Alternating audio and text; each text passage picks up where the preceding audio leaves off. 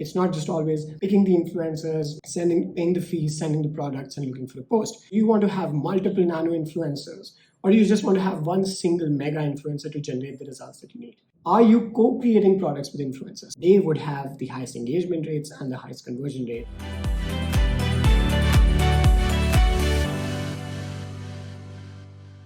Hello everyone, welcome to the video, and in this video we're going to learn how to create a complete influencer marketing strategy. There are 10 questions that you need to answer in order to make sure you cover all the elements that are needed for a perfect influencer marketing strategy. So by the end of this video, you'll be able to know all the 10 questions that you need to address and be able to answer them in order to have an influencer marketing strategy that works. So let's get started. The first question is, what is your campaign objective? So here we are looking at basically which stage of the marketing funnel are you targeting. So think in terms of whatever stages of the marketing funnel you use for your brand or business.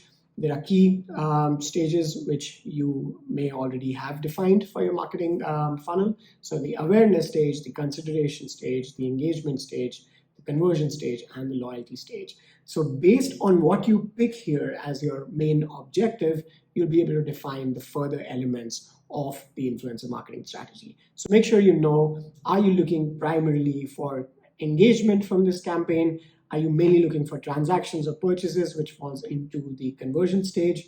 And based on that, we'll be able to pick the other elements. So moving ahead to the second question, now that you know your objective, you can accordingly pick the size of the influencer that is best to fit your objective. I'm going to show you in a minute how you choose the best size of influencer. But before that, let's see what are the four different sizes for the four different types of influencer based on influencer sizes.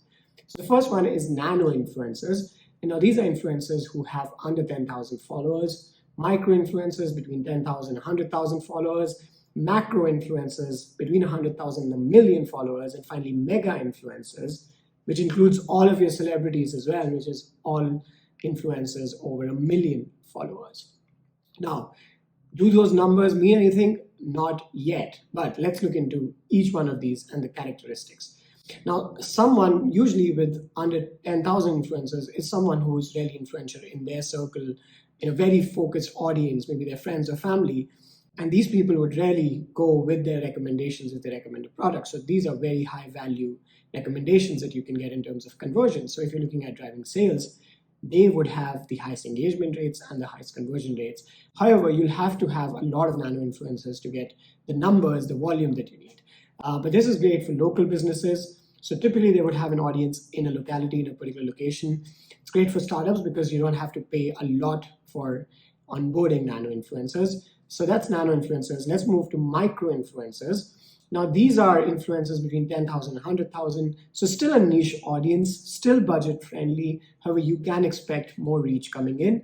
The engagement would still be quite high quality engagement. You can also expect conversions happening. They might be slightly more expensive than nano influencers due to the number of followers that they have.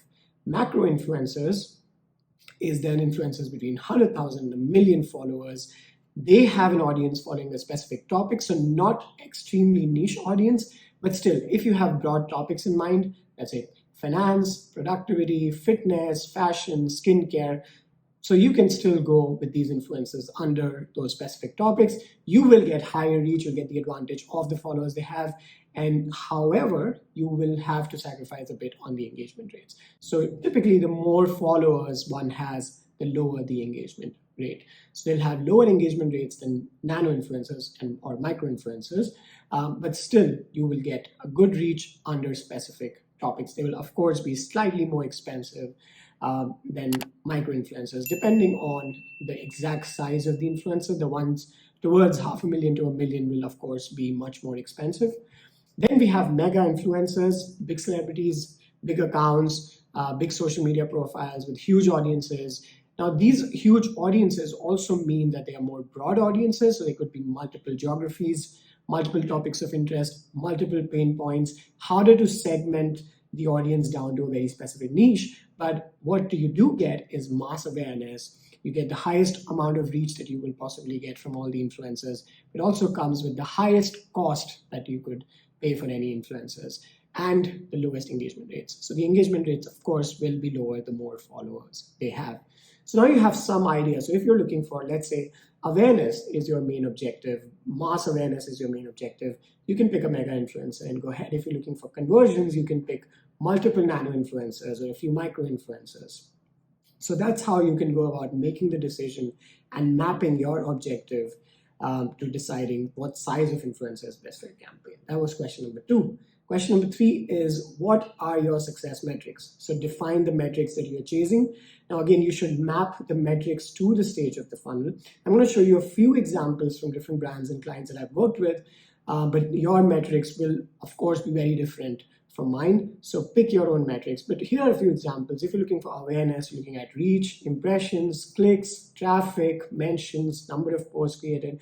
Now, these are just numbers which give you overall awareness. So when you're looking at quality, you can also pick a few quantitative metrics like the quality of the quality of the accounts that have been reached, the quality of the traffic by looking at bounce rates and so forth.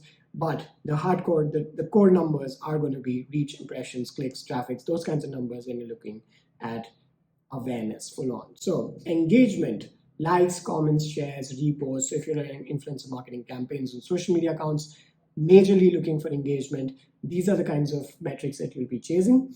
Conversions, you might be looking at newsletter signups, leads, free trials, the number of coupon codes used. So if you're looking at conversions with the influencer coupon code, the revenue generated from the influencer campaign, the number of orders coming in from the influencer campaign. So those are all your conversion metrics. So those are just a few examples there, but define your key metrics. Once you know what success looks like, then we move on to question 4, which is, who is the target audience for this campaign? So just like you define your target audience for your marketing, you define the target audience for that particular campaign. So in that campaign, what is the age group that you're targeting? What is the gender that you're majorly targeting? What are the geographies that you're targeting? What are the interests that you're looking at? Or what are the pain points that you're looking at addressing? And then you can actually map influencer profiles and find the right fit of influencers based on this data in your strategy. So you can look at, if my target audience is female, 25 to 35, living in the USA, I'm looking at influencers typically who are also in the same age range and who have an audience that lives majorly in the US, 25 to 35, and has a majority audience female. So if I come across an influencer profile which has 80% male living in Europe, that may not be the best fit for my campaign. So once you define your target audience, you'll be able to shortlist and review influencer profiles based on the true reach, which is essentially the reach of the influencer that is actually valuable for your campaign. So that's your target audience. Once you know that, move to question 5, which is, what channels is your audience on? Now, this will also answer the question, what channels should you run your influencer marketing campaigns on? Because these are the channels that you will need to run your campaigns on in order to reach that audience. So Facebook, Instagram, LinkedIn, TikTok, Snapchat, Twitter, blogs, YouTube, email, physical events. You can also send influencers to physical events.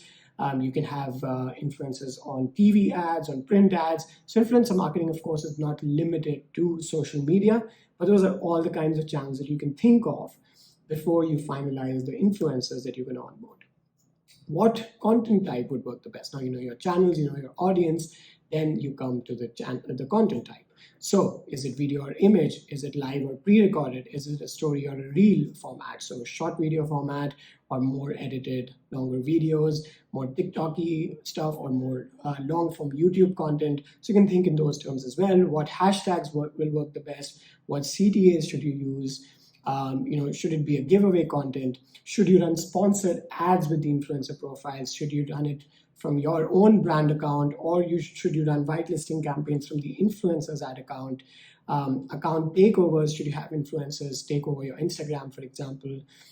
Twitter chats with influencers, crowdsourcing blog posts with influencers, for example, getting influencers as guests on your podcast, or going as a guest on influencer podcasts, live video chats with influencers. So there are so many content types that you can think of. So decide it based on the channel that you shortlisted and based on who your target audience is, which we answered in the previous questions. So now you have those 6 questions answered. Now you come to the logistics. What is your budget? So how do you plan your influencer payments? How do you budget for products and shipping? Are you going to Are you going to send products to influencers? How much will you be able to budget for that? You'll have to absorb the shipping costs when you're collaborating with influencers. So have you accounted for that in your influencer marketing budget as well?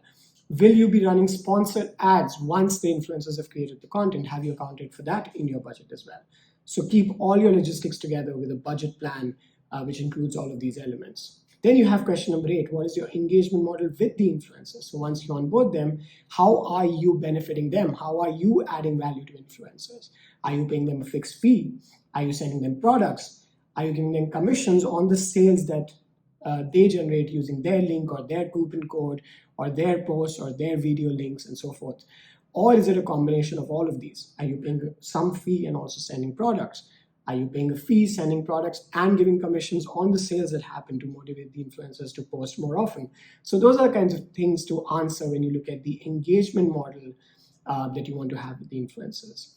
Question number 9, what are your timelines, right? So when do you start your campaign? How long will the campaign run? What is the end date? Let's say you're collaborating with multiple nano influencers. They need to be on board and aligned with the same start date and the end date. The content frequency, are they going to post the content once a week, right? The due dates for your own internal timelines. So by when will you finish your influencer research? That means finding influencer profiles, shortlisting influencer profiles. When will you finish your outreach? That means reaching out to the influencers, writing the pitch, sending them a mail or DM or whatever channel it may be. But when will you complete your outreach? When will you sign the contract with the influencers, which, by the way, should include all the terms that you have with the influencer for the collaboration.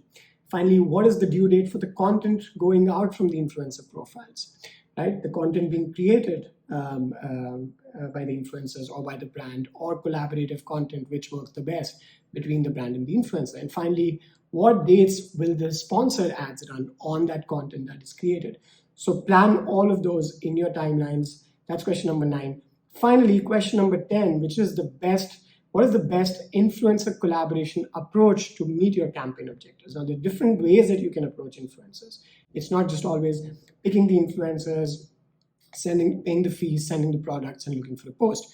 You can choose the sizes and also choose the approach. So do you want to have multiple nano influencers, or do you just want to have one single mega influencer to generate the results that you need? Do you want to follow an approach which is focused on whitelisting campaigns? So in that case, you're looking for influencers who are primarily content creators and may not have a huge audience, right? Because you are going to do whitelisting campaigns.